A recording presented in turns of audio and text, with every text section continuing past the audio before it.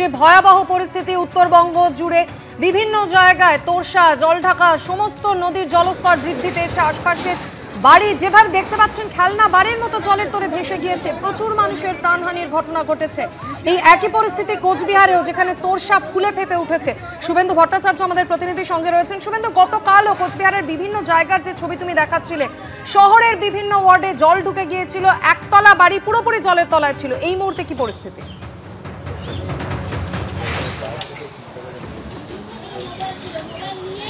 দেখো, গতকাল সকাল 10টা থেকে এখনো পর্যন্ত কিন্তু বৃষ্টি হয়নি, যার ফলে কোচবিহার শহরে যেই জল জমেছিল সেই জল কিন্তু নেমে গেছে।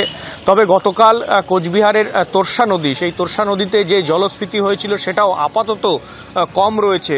তবে দুর্যোগের আশঙ্কা যে কেটে গেছে এমনটা নয়, কারণ আবহাওয়া দপ্তর যেমনটা বললে এখনো পর্যন্ত কিন্তু ভারী থেকে অতি ভারী বৃষ্টির সম্ভাবনা রয়েছে, যার ফলে কিন্তু আশঙ্কা এখনো কাটেনি।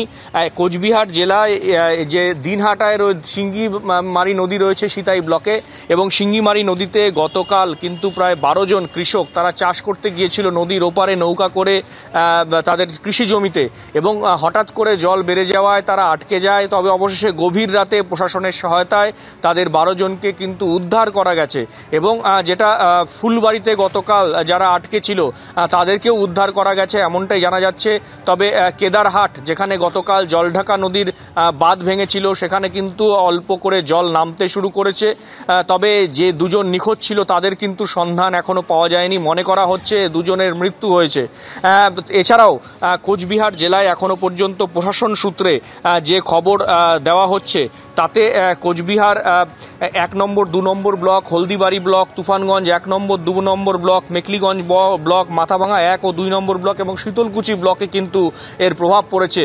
এবং এখনো পর্যন্ত 14টি ত্রাণ শিবির, 24টি ত্রাণ শিবির খোলা হয়েছে, এবং যেখানে প্রায় 23টিতে রান্নার ব্যবস্থা করা হয়েছে। এখনো পর্যন্ত 4607 জনকে কিন্তু ত্রাণ শিবিরে রাখা হয়েছে। তো সব মিলিয়ে পরিস্থিতি কিন্তু এখনো জটিল রয়েছে। প্রশাসনিক আধিকারিকরা যেমনটা জানাচ্ছেন যে তারা ময়দানে রয়েছেন, তবে পরিস্থিতি আবার বৃষ্টি হলে কোন দিকে যায় সেই আশঙ্কা কিন্তু থেকেই গেছে। সেই হিসাবে কিন্তু প্রশাসনের তরফ থেকে ব্যবস্থা নেওয়া হয়েছে, এবং এই যে ত্রাণ কেন্দ্রগুলিতে রয়েছে সেই ত্রাণ কেন্দ্রগুলিকে মানুষের কিন্তু খাবার দাবারের ব্যবস্থা করা হচ্ছে, এমনটাই কিন্তু গতকাল জানানো হয়েছে। এবং জানিয়ে রাখি, যেসব এলাকায় নদীর জল বেড়েছিল কিছুটা হলো কমলো, কিছুটা স্বস্তি থাকলেও চিন্তা তারা পুরোপুরি মুক্ত হতে পারছে না। তারা এখনো পর্যন্ত বাড়ি ফিরতে পারেনি ত্রাণ শিবিরগুলো থেকে, কারণ জল নামলেও কিন্তু পরিস্থিতি এতটাই ভয়াবহ যে পরবর্তীতে জলের পানীয় জলের সমস্যা বা অন্যান্য রোগ বিসুখ তাদের কিন্তু হতে পারে। সেই পরিস্থিতি বিবেচনা করে এখনও তারা বাড়ি ফিরে যায়নি, প্রশাসন তাদের বাড়ি ফিরতে দেয়নি। পরিস্থিতি এখন কবে স্বাভাবিক হয় সেই দিকেই তাকিয়ে রয়েছে কিন্তু প্রশাসনিক মহল এবং সাধারণ মানুষ। একেবারেই মমতা বন্দ্যোপাধ্যায় আজকে যাচ্ছেন উত্তরবঙ্গে। অন্যদিকে উত্তরবঙ্গ উন্নয়ন মন্ত্রী তিনি কিন্তু আগেই জানিয়েছেন যে সাধারণ মানুষকে উদ্ধার করার চেষ্টা কিন্তু প্রশাসন করে চলেছে। অন্যদিকে এনডিআরএফ তারাও কিন্তু একযোগেই উদ্ধার কাজ চালাচ্ছে, পুনর্বাসনের ব্যবস্থা করার চেষ্টা করছে। যত দ্রুত সম্ভব এই রেস্কিউ অপারেশন চালানো যায় প্রশাসন কিন্তু একেবারে তৎপর। জলপাইগুড়ির কি পরিস্থিতি জানাবেন আমাদের প্রতিনিধি রাজা চট্টোপাধ্যায় রয়েছেন আমাদের সঙ্গে। রাজা, দেখো, কালকে কিন্তু প্রচুর রাত অব্দি কিন্তু রেস্কিউর কাজ চলেছে। আমরা দেখেছি শুধু জলপাইগুড়ি শহর নয়, নাগরাকাটা বানারহাট এলাকায় মধ্যরাত পর্যন্ত কিন্তু এনডিআরএফ এবং সিভিল ডিফেন্সের কর্মীরা যে সমস্ত এলাকায় লোকজন আটকে ছিল তাদেরকে কিন্তু রেস্কিউ করেছে। অনেক জায়গায় রাস্তা বন্ধ হয়ে গিয়েছে, সেখানে দড়ি লাগিয়ে মানুষকে পারাপার করেছে মধ্যরাত পর্যন্ত। তারপর ভোরবেলা থেকে কিন্তু কিছুটা বৃষ্টি শুরু হয়েছে, রাতে কিন্তু কালকে বৃষ্টি হয়নি, কিন্তু সকাল থেকে বৃষ্টি শুরু হয়েছে, এবং নদীর জল কিন্তু একই পরিস্থিতি রয়েছে।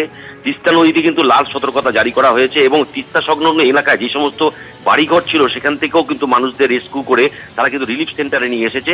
সব মিলিয়ে কিন্তু এখনো কিন্তু ভয়াবহ অবস্থা রয়েছে জলপাইগুড়ি জেলায়। বিভিন্ন জায়গায় কিন্তু জল একই জায়গায় রয়েছে, জল কিন্তু নামছে না। এবং আজকে সকালেও কিন্তু তিস্তা ব্যারেজ থেকে প্রচুর জল ছাড়ার কথা রয়েছে। তবে যদি সেই জল ছাড়া হয় তাহলে কিন্তু আরো ভয়াবহ পরিস্থিতি তৈরি হতে পারে। জলপাইগুড়ি জেলায় বিভিন্ন নদীগুলো রয়েছে, যেমন তিস্তা, তোরসা, জলঢাকা নদীর জল কিন্তু গতকাল রাত থেকে বাড়তে শুরু করেছিল, এবং শহর সংলগ্ন এলাকায় যে করলা নদী রয়েছে সেই নদীর জলও কিন্তু রাত থেকে বাড়তে শুরু করেছে। কুসুমিতা, ধন্যবাদ। রাজা, যে পরিস্থিতি আমরা দেখতে পাচ্ছি গোটা উত্তরবঙ্গ জুড়ে কিন্তু একাধিক জায়গা জলমগ্ন। কোচবিহার, শিলিগুড়ি, দার্জিলিং এর একাধিক জায়গা এভাবেই জলের তলায়। নদী না রাস্তা বোঝা দেয়। আর এর মধ্যে নতুন করে আজ সকাল থেকে বৃষ্টি শুরু হয়েছে, যার ফলে আরও আতঙ্কিত হয়ে পড়েছেন সাধারণ মানুষ।